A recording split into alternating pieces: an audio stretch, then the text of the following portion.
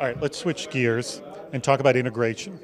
And specifically, where are you seeing the most impressive cases of integrating business processes with CRM? Well, it's a funny question because let me sort of start with a statistic. 90% of all customer inquiries to customer service departments are just that. They're queries. They're not problems. They're not issues, right? So the thing that's most effective when it comes to dealing with that 90% and to do what I call keeping the ordinary ordinary, right? Meaning don't screw them up, right? Is business processes that are attractive, that are tied to business rules, that allow things to occur, that can, to the most part, automate the inquiries, right? So you start seeing, in a lot of cases, companies that are producing the systems that allow for integration of business processes that are particularly in the customer service area now. Seeing a lot of that, okay? That's one area we're seeing it effectively. Some of it's partly defined on how you see what you define as a business process. Like if you're looking at rules engines and workflows and things like that too, associated with that, then you start seeing that some of that being integrated into social processes now too, which isn't necessarily the most effective, but is the most interesting, right? There's a lot of problems with it because it's new. But so you'll see, for example, now you'll see products from a number of companies who are here really at the conference that are, you have a Twitter feed. You have a tweet that comes into your CRM system. Tied to that tweet is, I'll call it a pull-down menu, let's say, right?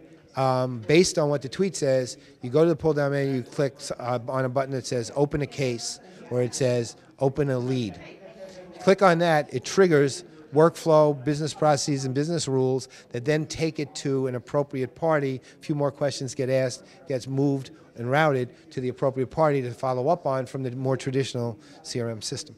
So you have, that's kind of the way the integration's working now, very differently than, say, in the past, because you're starting to integrate external channels directly into socials or into CRM systems, which 2 years ago didn't exist.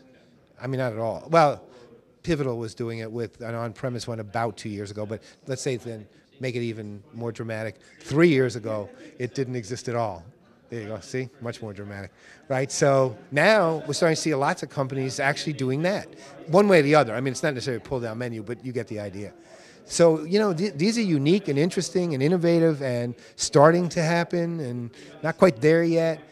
And in the traditional sense, we're starting to see customer service and business process being a really crucial point of integration. So there's lots of kind of amazing things going on in the industry, both on the mature side, which is where the customer service business process thing goes. And that's where you see companies like Sword, Caboodle, or Pegasystems kind of shine, you know. And then on the innovative side, where you see the Pivotals of the world and others, and they're innovative. The other companies are innovative too, but they're really powerhouses there. Where Pivotal and we're starting to see it in a number of other places too, Salesforce and some others beginning to do that, and things like that in their portfolio, putting that in their portfolio. So it's a good time, really. It really is.